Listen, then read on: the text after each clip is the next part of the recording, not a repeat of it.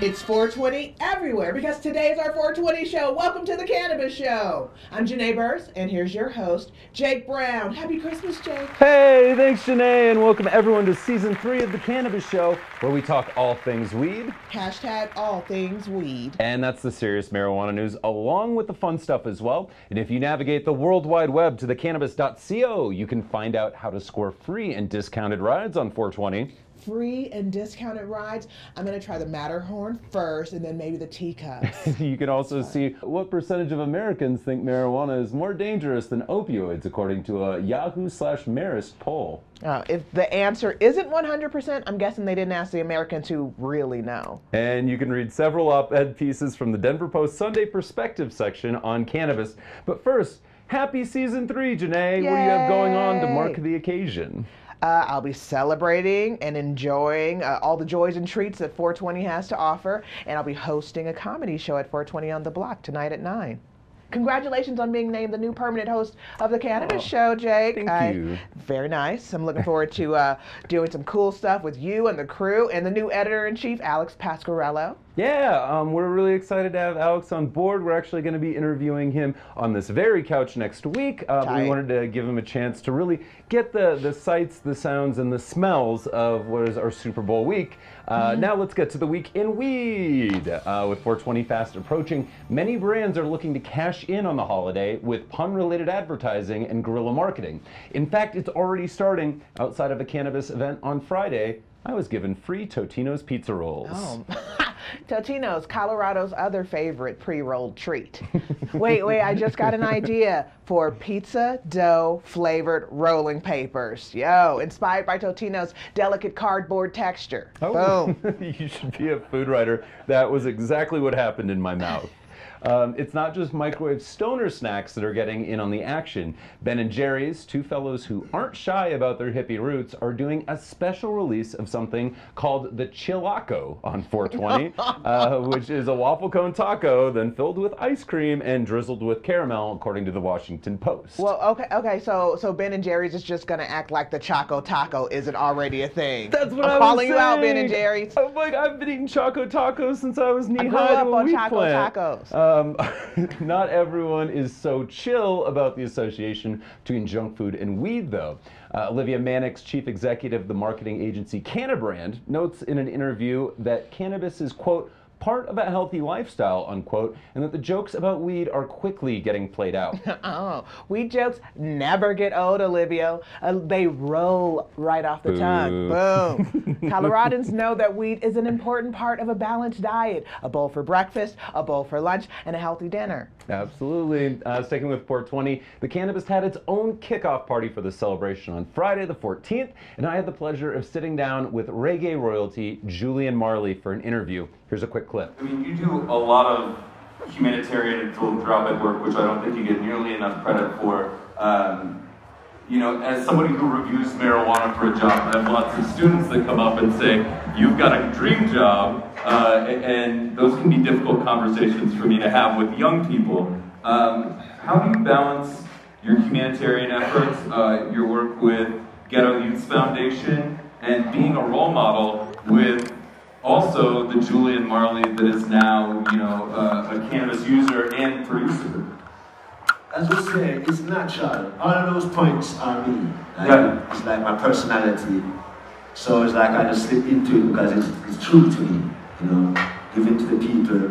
The music that we sing is always about elevation and togetherness and, you know, elevation, you know, spirituality.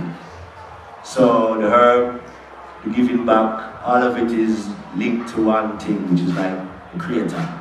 And create everyone and create the herb and everything for mankind. So it's all in one, it's all one, you know? So, yeah, it's many things that are all one at the same time. Yeah, it's beautiful. Yeah, it's true. One of the first things I remember seeing was this CBD vape pen that you released. And I was like, whoa, because it was one of the, you guys were kind of early adopters of CBD. But here you go, for people that aren't familiar, CBD doesn't have like a psychoactive effect. It's a different type of high.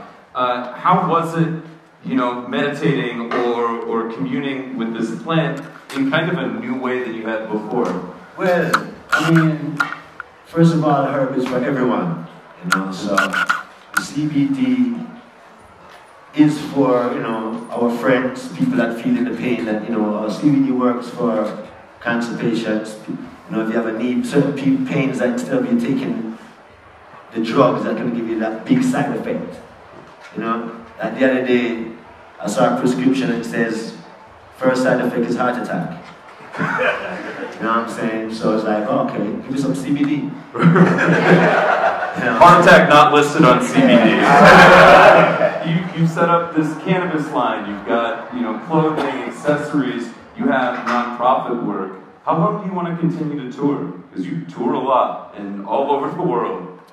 Well, music is the passion. You know, music is what we've been doing. You know, from I was 5, it's like music is the thing. You know, so coming up, this is a part of me, the extension.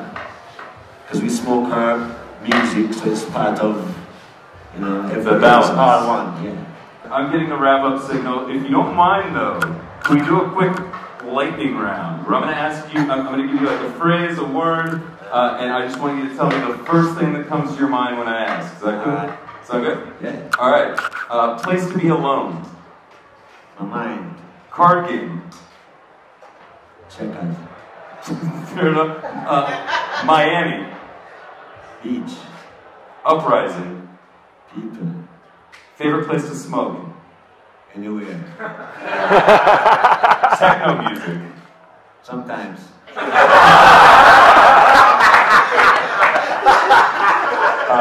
Final meal. Porridge. Can't be porridge. Negril. Herb. Exodus. Movement, sunshine people. Alcohol. Guinness. Haile Selassie. Ja. Television.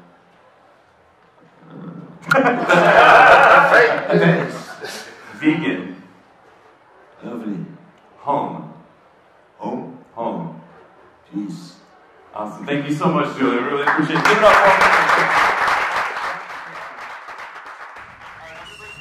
for Nice work, Jake.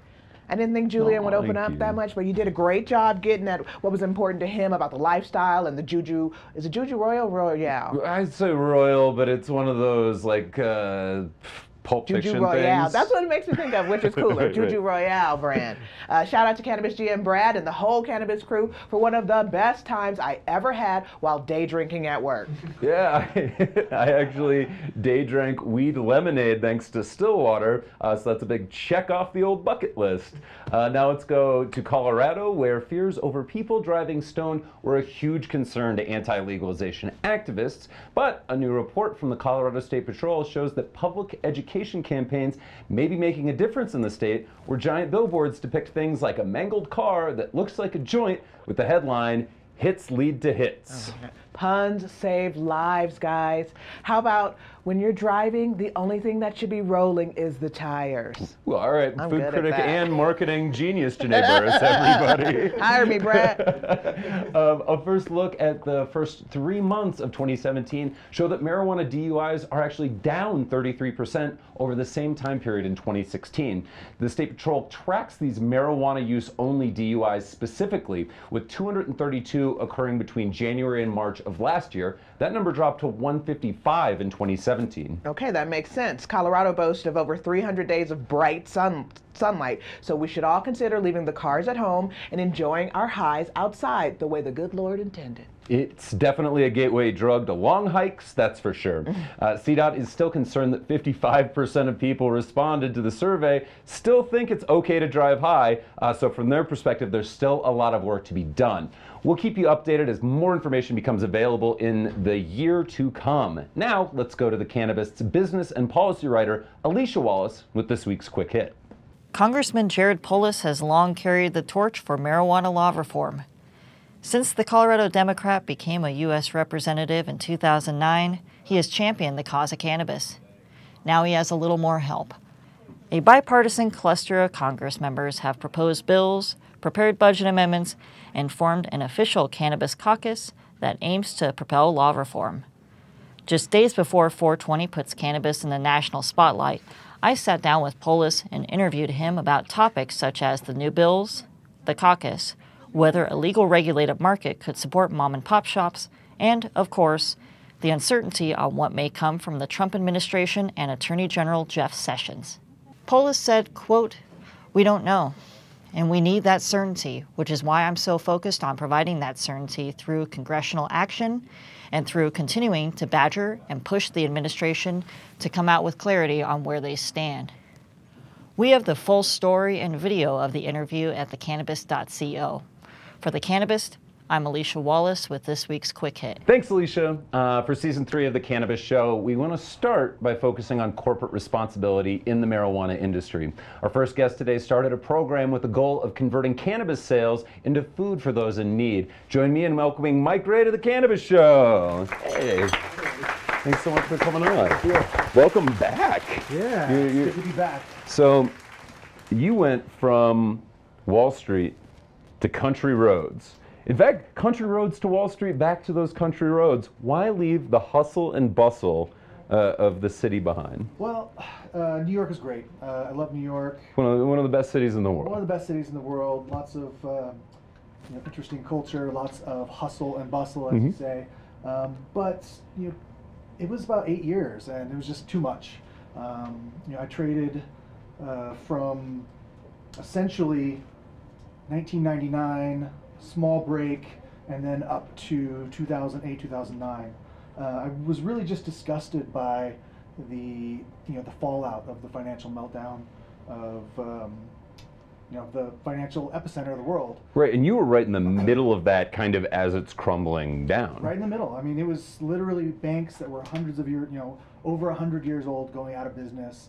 People walking out with boxes in their hands. It was a dark time in American history, in my opinion. And I just didn't want to play anymore.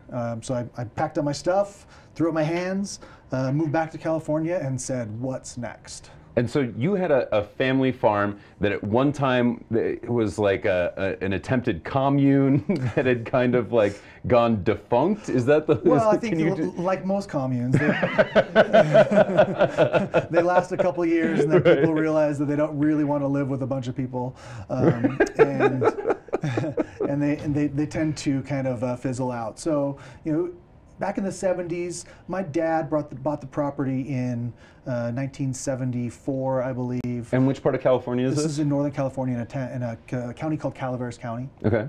A small town called Mountain Ranch. And he bought the property in the 70s. He wanted to put a hippie commune on there. He wasn't a hippie. He was actually... He's a pilot, right? He was an airline pilot. And so we all know notoriously airline pilots don't use drugs or drink. Yeah. So it's straight living up there in the skies. Sure, exactly. And so, he couldn't partake, but he would go up there and just enjoy the community. And there's a lot of his friends, and it was a great place. But he also was not too keen on cannabis being cultivated up there because of civil asset forfeiture, and he didn't want to lose the property. It was his kind of dream come true to own the place. And so there was no cannabis that was cultivated up there, right up until I guess it was 2010.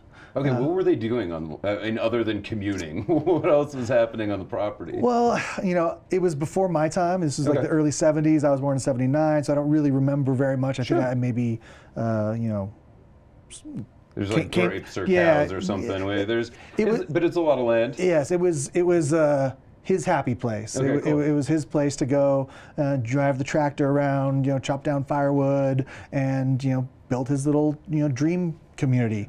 And but this is also a poor area, right? I mean, it's not. So Calaveras County is one of the poor communities, one of the poor counties of California. Lots of food insecurity up there. Okay.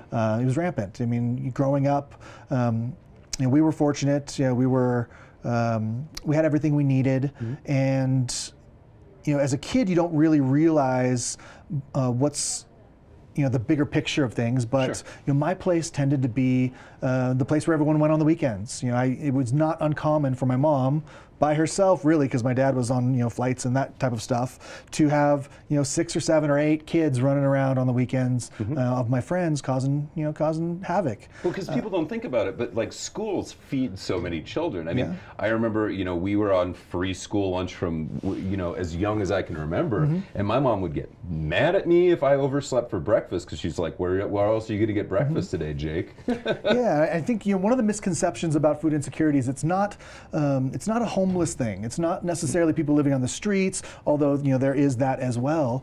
But it's families that are living under poverty lines. It's veterans. It's people who just don't have enough. And Calaveras County was a poor community. They rely. A lot of people rely on the food banks up there, and once I got a little bit older, I went to school in Santa Barbara, and I started to kind of get a bigger picture of the world, and I realized that probably what was happening is why my place was the fun place to hang out on the weekends, the fun place to take over during summer, is because my mom took care of everybody. Right. There was great food. She was a wonderful chef. She was a really an amazing caregiver. And I started doing my research, and sure enough, food insecurity affects 1 in 6 households in California. It's 1 in 5 children go to bed hungry every night, and in a place that has that boasts the 7th largest economy in the world, I really felt like that was just kind of unacceptable. Right, and so we fast forward 2010, people are starting to cultivate cannabis there. You have a cannabis brand, and so you said, hey, I want to take a percentage of sales and convert that into meals. Do I have that right? Sort of. I mean, it was actually much later. So when I moved back to California in 2010, I reconnected with some of my old friends. The same people who'd come and hang out on the weekends and take over my place during the summers, and they were involved in the medical cannabis business. They were cultivators. Many of them had taken over their family farm from their parents, and it was just a really interesting industry. I've always been a strong opponent of the war on drugs, the failed war on drugs. I think by any measure we can all agree on that. And I was looking for what's next, and I saw opportunity in cannabis. And but at the time, 2010 is still pretty scary.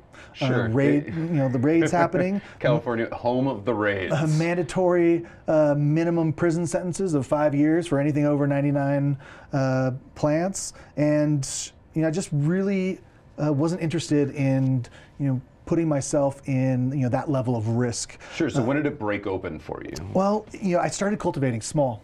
Just learning as much as I could. Talking to my friends who were now my mentors in this space.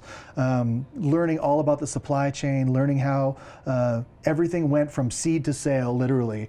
And we thought we were going to get legalization in 2010, 2012, 2014, and I knew that when that happened, there would be kind of a switch that would flip, and the risk would now not be as great as the reward, and it really. So you're a patient man. I'm a patient man, but I think that time flies. Sure. Time flies. It feels like it was Especially just yesterday. in the cannabis industry. It feels like it was just yesterday. Sure. It doesn't feel like it was that long ago. And in truth, it was really the best thing that possibly could have happened, because it allowed me to become an expert, to really understand how it works in California. And by the time Alma passed, I'd cultivated from. Well, I mean, even still today, but I started in 2010, very, very small, and I was just kind of monitoring, like, how much are people, being, caught up in the legal problems? How much, how many times are people being raided? How many times are federal authorities kicking in doors and like jailing people who are doing nothing more than, growing a plant that we all know and love so much? Patients, I couldn't wrap my head around it, right? Sure. So. Probably about 2014, I started to see, in the news that yes, raids were happening, but they weren't really putting people in jail anymore. And I can't say that in 100% capacity, because but a lot of times it was, hey, you can't operate anymore. Yeah, shut it disruption. down. This property is over. Disruption. And at that point, I felt like it was time to make a move in the cannabis industry. Kind of grow my footprint, because the goal really was to make a difference in some way and make the world a better place beyond just the plant. So you scaled pretty quickly, though. I mean, you're a product that's I have a great team. Okay, fair enough. I mean, you're found all over the state. So for somebody who is very risk adverse getting in, that's wild to me to hear, to see the progress that's happening. Again, I think it's a testament to being involved from 2009, 2010. I just really tried to grasp the landscape, and then when it was time, just make smart business decisions, give back to the community. I think that my whole life, ever since I started to come to the realization that food insecurity is a huge problem in California, I wanted to find something that would allow me to make a difference. And one of the reasons why I wanted to come back to California is just New York was not really different mindset. It was a different feeling. Very financially driven out there, and it wasn't for me a quality life. City. I mean, it's hard to feel like you're making an impact in that city. Yeah, whereas here you come back to this county, it's where you grew up. You have a personal connection there, and you start this 1 million meals program. Tell me about how that went, because that was 2016, right? Shoot big, shoot big. Why, absolutely. Why not, right? It sounded like a good number. It sounded like a good goal. It sounded like something that would be attainable with a lot of hard work and a lot of coordinated efforts from people. If I could get them to buy into my mission, which I've been able to do. I've got 65 people on my team now. Everyone's motivated by this mission. Everyone gets up every day, comes to work, and knows that our work is more than just it's more than just growing and making oil, and it's making a difference. It's making a difference, and it still feels like a drop in the bucket. It still feels like we could do more, and that's what I'd like to do. I'd like to enroll people to help in this mission. So how many meals did you hit? Because I'm curious. It's because like you said, you shot big. You went for a big goal, and that's how you challenge yourself. So since inception, we are right on the heels of about 500,000 meals. What? Donated in California. Congratulations. I was expecting you to say like 10K, and I'm like, all right, I can chip in for a few meals, but that's awesome. You're almost at 500,000. We're almost at 500,000. And how does the program work? So for every product that we sell in a dispensary in California, dispensary delivery service, we donate a healthy meal to a food bank. We work with 4 food banks. We work with the San Francisco Marin Food Bank, who was our first, who have been extremely supportive. These people are saints. Like, they make us look like pikers, like we're just barely trying. They work day in and day out to do this. We couldn't be here without them. We soon came up with a partnership with the Los Angeles World Harvest Food Bank. Now, was this hard? Because I understand in Colorado, this is a big problem for a lot of cannabis companies, is they find that nonprofits have to go to the board. They have all of these different kinds That's of a great hoops that they have question. to jump That's a through. great question, because we got denied by about 10 before the San Francisco Marin Food Bank decided that they would work with us. So at the point where the 10th person turns you down, and you're just like, is this ever going to happen? You keep trying. You keep trying. I mean, this isn't political. This is feeding people. Right. And that's what they said to me. We had a meeting, and we sat down, and I told them about the problems that I was having finding partners who would work with us on this. And they're like, I can't believe that. I mean, they should be ashamed. This is not political. This is feeding people. And it was an inspiration to hear them say that. And since then, we've got 3 other food bank partners: LA World Harvest, Sacramento County Food Bank, and the Alameda County Food Bank. So you're pretty widely distributed over the state. Yep, we want to add about 6 more. We want to get really distributed throughout the state. All right, so if we can put pressure on like a specific food bank out there, what areas do you see a huge need in that you haven't been able to find a partner yet? I mean, it's all over. I mean, Sure. there's poor communities right next to wealthy communities in California. Right down to Santa Barbara, where I spent a lot of time. All the way in through Bakersfield, Fresno, all the way throughout California, without exception. There's families that need help. Absolutely. When you talk about these healthy meals? Is it a lot of local produce? Absolutely. Or, so that's like a focus, because I always think about California as such a lush state when it comes to food, especially. So I guess there's a disconnect there for me. So one of the things that I really, really respect about the San Francisco Marin Food Bank is it's not only just about like the healthy ingredients, but they provide the education as well. Awesome. Like, this is how you prepare it. This is how you can make it, go a long ways. This is how, because a lot of it is education as well. There's so much garbage out there that's so cheap and available. You have fast food on every single corner. Totino's pizza rolls. Thanks, Totino's. No, I think it's true, and there are easy choices out there, but there are great choices. What are kind of your challenges in 2017, continuing to scale the business? Well, I think, like everybody in the cannabis industry within California, the big challenges are legislative. Sure. We do have Prop 64. It's not perfect. There's lots of things that need to be fixed. Our Amendment 64 wasn't perfect either. That's the fun, right? Yeah, you would think that they would learn from the mistakes of the neighbors who have gone through it, and they did some, and they've done a pretty good job. There's a trailer bill coming in that's going to fix up a bunch of things. Let's not get too into that. Yeah, we won't get bogged down because it's really boring and bog people down. But so that's the tough thing, I think, is for you're a businessman who has operated successfully for years. You've got this great kind of nonprofit reach, and now you have to divert all of this attention away from your business into learning the regulations, getting lawyers together, coming up to the compliance standard. Yeah. I mean, how much in terms of diversion for your team is going on, where you're pulling resources into the getting up to Prop 64 standards? Well, I mentioned earlier that I have about 65 people on my team. About 63 of those are lawyers. I'm just kidding. No, we do have a great legal team as well, who's also behind our mission and who are tracking everything very, very closely. There's just no world that exists where getting into regulation is going to be easy right. and or cheap. It's going to be expensive, and I think that a lot of people are going to struggle with that. A lot of companies that mean well and have the best of intentions are going to have problems getting into compliance and getting into regulation, and I'm going to do my best so that that's not a problem for us. Well, best of luck to you. Thank you so much, man. Appreciate Mike. it. We're going to have a little bit more with you in just a few minutes, but first, here's the Cannabis General Manager, Brad Bogus, with a little more on our mission for this year, as well as an update on the Cannabis Awards. Today's episode of the Cannabis Show is all about giving back and engaging with the community.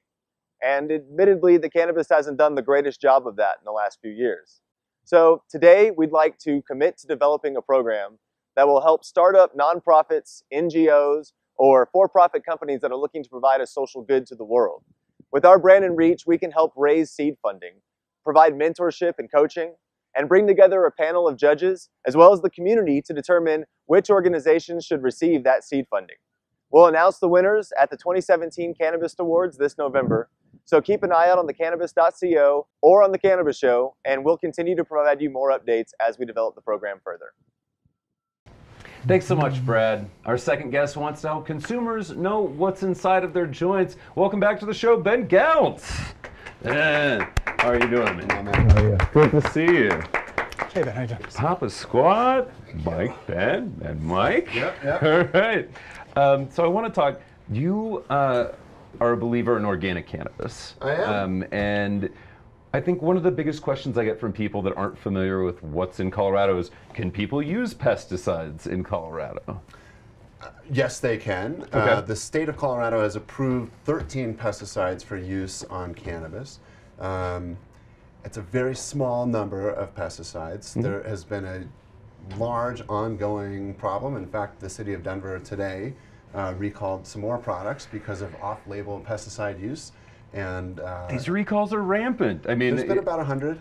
Yeah, and I think people, I mean, there's a lot of cannabis out there, obviously, but I think when you start getting into, say, the triple digits of recalls, right, it's a conversation we need to start having. Is it typically the same thing that these guys are getting recalled for? Typically the same thing. That Eagle 20? There's some of that. There's mallet, and really there's a So I started by saying there's 13 products that the state has approved. There are literally tens of thousands of pesticide products available on the market, Jake. So if you're outside of one of those 13 and somehow miraculously the state manages to catch you, you're out of compliance. So it's hard to pinpoint one or two. There are a few famous ones that have been notoriously used and that are considered to be pretty toxic or pretty nasty for human consumption. And stuff that people should, you know, this isn't, you know, a Rubik's Cube that people need to crack. No. That it's really well known within the industry, you know, you can't spray certain things on these plants. Right. But yet people keep trying to get away with it. Do you think it's people that are trying to go, hey, there's a razor's edge here where we can do something and get ahead? Or do you think it's ignorance in some cases? I don't think it's ignorance. Okay. At all. Because I think that the likelihood of your grower or your team of growers not understanding what it is that they're applying to the plant is very unlikely. So I think what it is A, the state really doesn't have a great system for actually testing the cannabis for pesticides. So it's pretty easy to get what might look like a clean test that doesn't actually show what's going on in the plant. So that gets into what the state is allowing to be used as equipment by these labs that are out there dealing with the industry. That's a big part of the problem, is that for the most part, the equipment in a lot of these labs is just not up to snuff to get to 0 parts per million test. And these are pretty tight ranges. I mean, you know, in terms of parts per million, you know, you flunk by just the smallest hair, and then all of a sudden you're destroying a lot of cannabis. Well, yes, if you actually get caught. And once again, the likelihood of that. So one of the things I tell people is about these 100 recalls is that if there were a more stringent standard for testing, or even if there were just better equipment out there in the industry in the state, we would see far more. So there's a few things going on here. One is that the testing is really not up to par. Two, because that is the case, growers kind of know what they can get away with. And there are all sorts of methods that you can employ to cheat the tests. Like one famous process is just microwaving the pot before you submit it for sampling, because it burns off apparently some of the residual. Wait, so people are just tossing pot in the microwave, it's coming out clean on the other side? That's what I'm told. And again, Jake, the thing can we do a study? Now I want to find out. I'm going to go home, microwave some. Well, I don't think you do want to do that. Okay, fair enough. Depends how much you got at home. It's really up to you. Here's my thing. It's Hanlon's razor. I try never to attribute malice to what can be explained with stupidity. Sure. And so I think that there are sometimes people that are just like, you know, this is how I've always done it. But that's a small part of it. But again, I think there's a big economic driver here. If you walk into your facility and you see mold, or you see mildew, or you see something that isn't supposed to be there, you want to salvage that plant, not because you care so much about the plant, but because of the cash value associated with it. Sure. So there's a big economic driver, and when you couple that with the sort of low risk profile, because of, and the growers know very well that the labs are not really able to do the tests in the way that the state wants them to. So you're taking a calculated risk. And sure, 100 people have been caught, but we know that there are 300 others out there that haven't been. Right. So we have the labs as an issue right now. We have a lot of different chemicals that can be applied. How are you reaching out to consumers? How do people find out more about this? Because I feel like there's a real gap in what the education is and what we know. There's a huge gap. And so the Organic Cannabis Association, of which I'm a board member, is going to be launching a public education campaign this summer targeted at consumers to get them to start asking what's in their weed. So we're working with a couple of great creative groups, including someone well known around here, to focus that, and we'll be launching it in either late May or early June.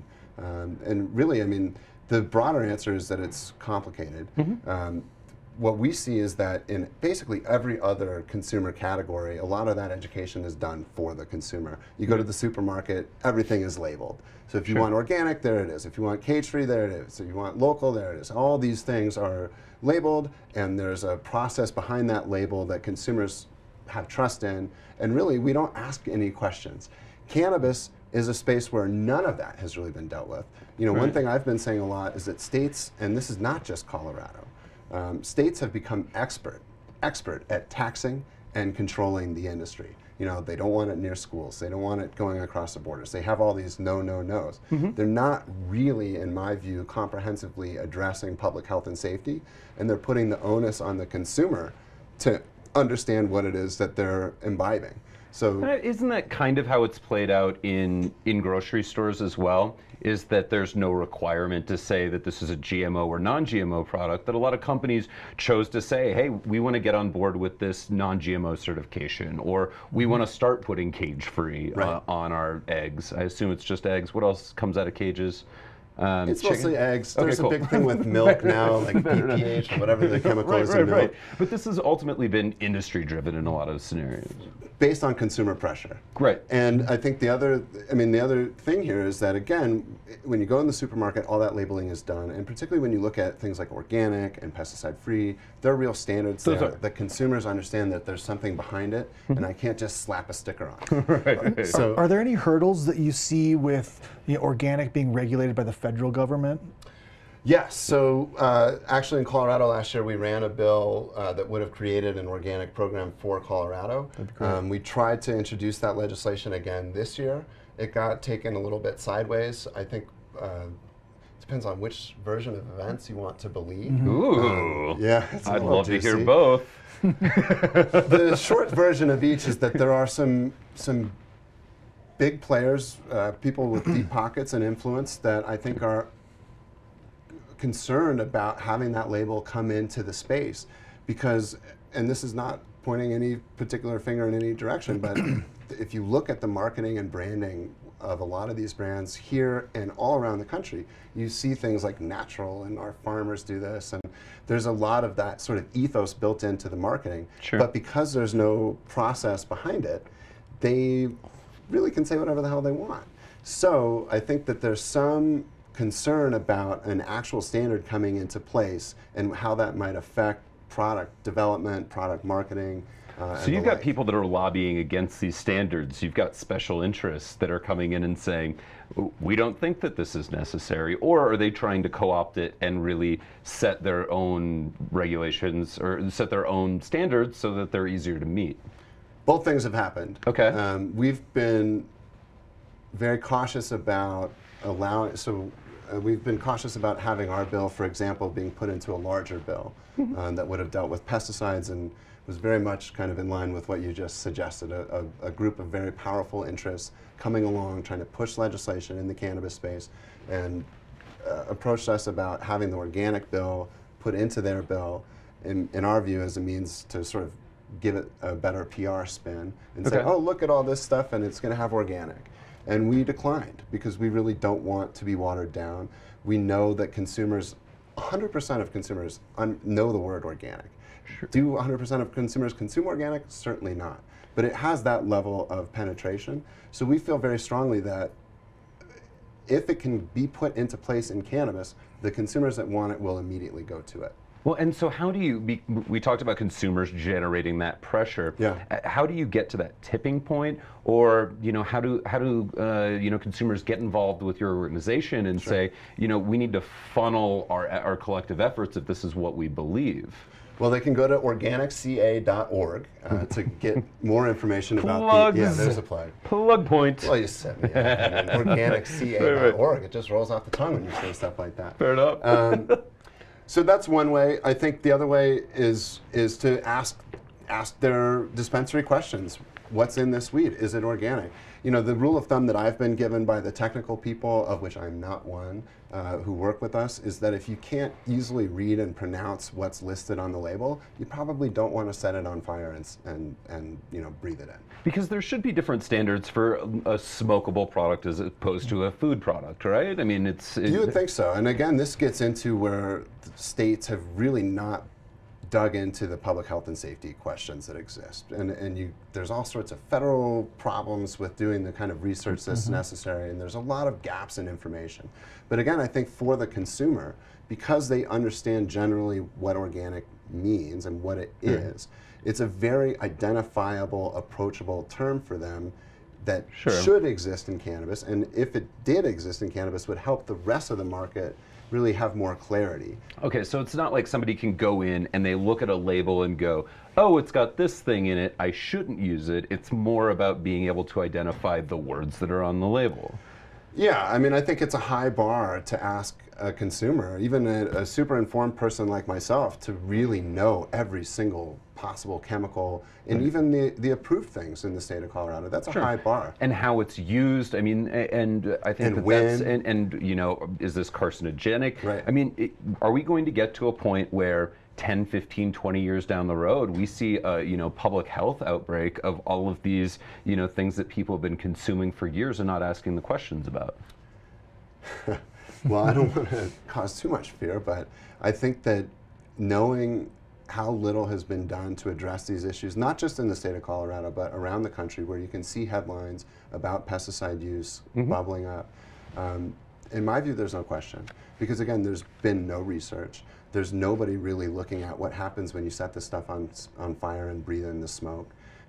I think that there is a huge possibility for that kind of public health and class action lawsuit kind of thing. And when we take it a step further, when we're talking about concentrates that are taking this plant material and really, you know, boiling it down, or when we take, you know, marijuana that has pesticides in it and turning that into edibles, Right. Does that have a different effect? Is that, you know, does it pose a unique danger? In my view, and based on what I understand, it actually poses a greater danger, because if you have, say, trim that has a higher level of residual pesticide in it than it should, and it gets concentrated, that pesticide chemical gets concentrated right along with the THC. Interesting. Yeah. So it's pretty scary. I mean, the thing that I've done personally is become very choosy about what I consume and where it comes from and who's touched it and all those things. And again, I think it's a huge challenge for consumers to know the level of detail that's out there. So the easy thing is to ask what's in it, to ask what's on the label, to ask what are these things, when were they used. And if the bud tender can't answer, then maybe it's time to find a different store. And I've smoked a lot of cannabis. I know, I know. I know the feeling. My weed life just flashed before my eyes. Let's end on this. When do you think we will be able to have cannabis certified as organic? It's a great question. So we have a committee of people from actually all over the world, mostly in the United States, all over the country, people from Europe, Israel, Canada, participating in the development of a cannabis-specific organic standard. Okay. So we're looking like we'll publish the first phase of that in May or June.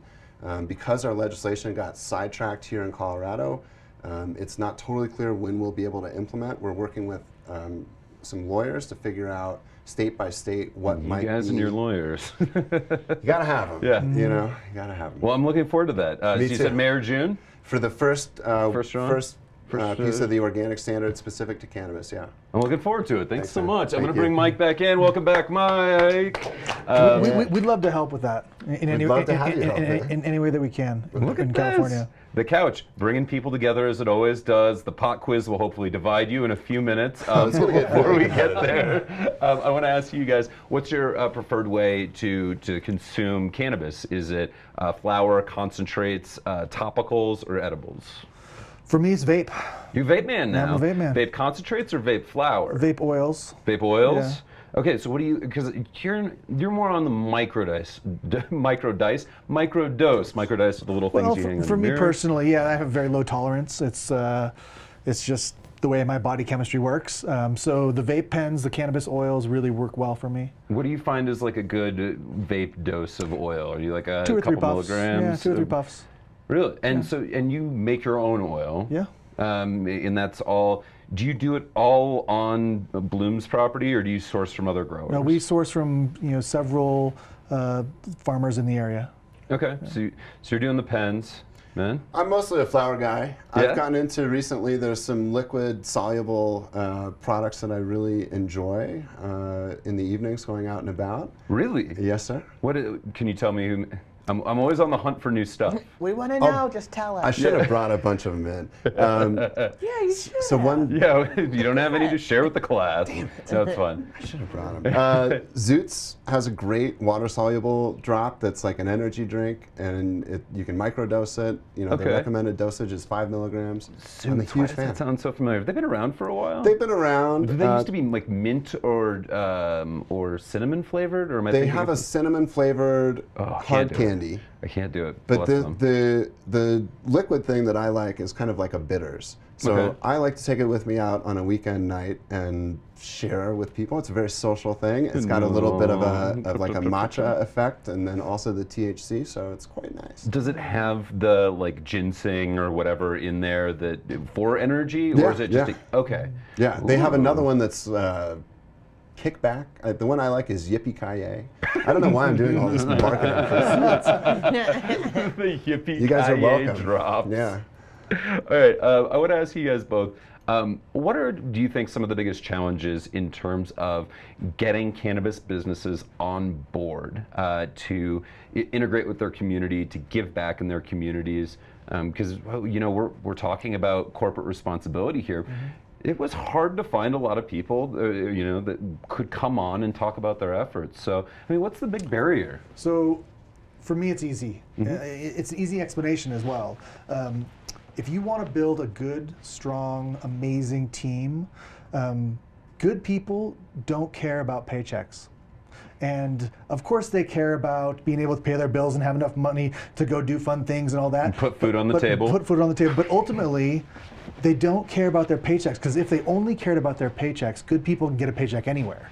You have to provide some motivation, something, some level of way for people to feel like they're making a difference in their careers and in their jobs. It's an empowerment, and you know, when you tie in or bake in, you know, corporate social responsibility program into your business, you will see more benefits than you know exist. Right, it's kind of different than even a profit-sharing model. It's you get to share in the goodwill that this business extends. Yeah, people want to feel like their time is the most valuable thing that they have. All of us, you know, it is the one thing that we all have a very limited amount of, and is our most valuable resource. So, you know, when you ask people to invest their time into your project, you better be giving them something else back. Yeah. Absolutely. That's my philosophy on it. People want to feel good. People want to feel like they're making a difference. That's right. What do you think the biggest barrier is right now? You know, I think there are several. I think one of the big challenges, at least locally and also nationally, is just identifying the right groups to work with. Okay. I know in my travels, I've met some great people with great missions and great intentions that are operating for-profit businesses. And in my view, at the end of the day, if what you're trying to do is about education, and what you're trying to do is about, you know, community engagement and real social outreach and uplifting, it's not a for-profit mission. It can't be. It's an inherent conflict. So I think that's one of the big challenges, is just finding the right kind of groups to work with that actually have a mission that aligns with their branding. I think the other challenge that I've seen, particularly locally, is that you have these businesses that are in a newly legal market, and they're operating in some cases in neighborhoods that have bad feelings about cannabis or drugs generally, and so there's a very sort of closed disposition of some of these businesses about, well, we don't want attention, we don't want to cause any problems. Fly under the radar, exactly, and right. you know, maybe they hope that we aren't here. But I mean, I feel like that comes back to bite people as well. I think it does, and I think you're seeing it starting to do that, particularly companies that then have problems with their product and don't have any good PR or social sort of support to fall back on. It leaves them kind of high and dry.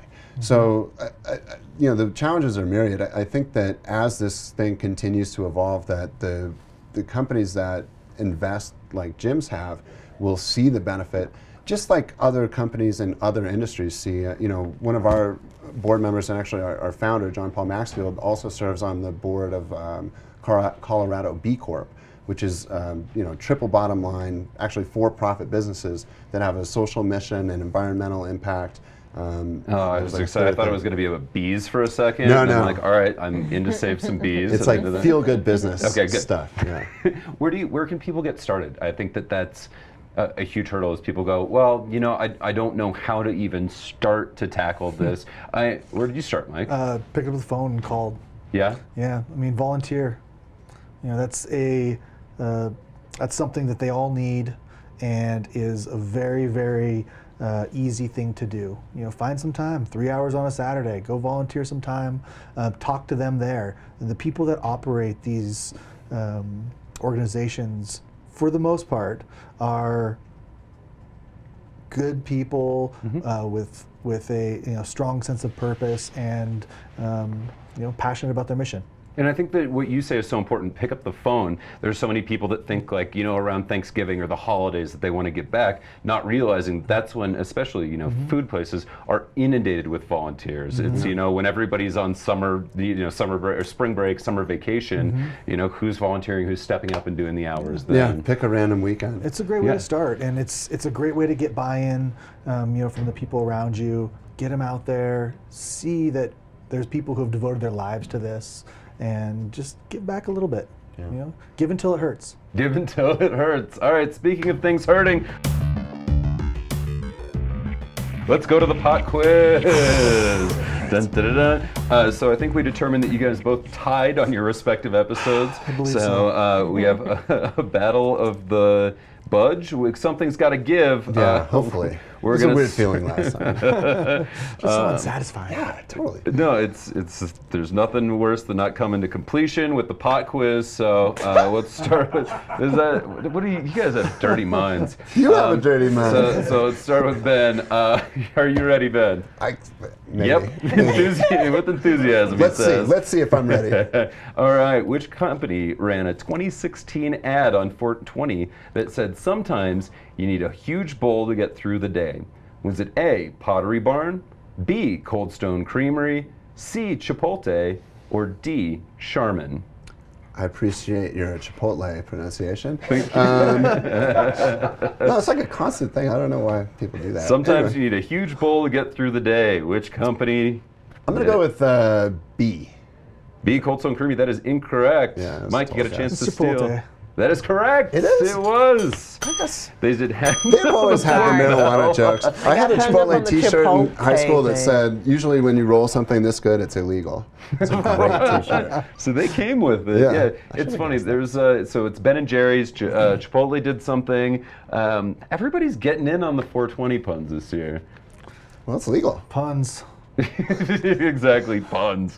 All right, so we got Mike on the board with 1 point, and question number 2 coming your way. According to the Yahoo Marist poll we talked about earlier in the Week in Weed, what percentage of Americans think marijuana should be legal nationally for medical treatment? Is it A, 72%, B, 83%, C, 90%, or D, just the people tuning in right now? Hi, people. That's a good baseline.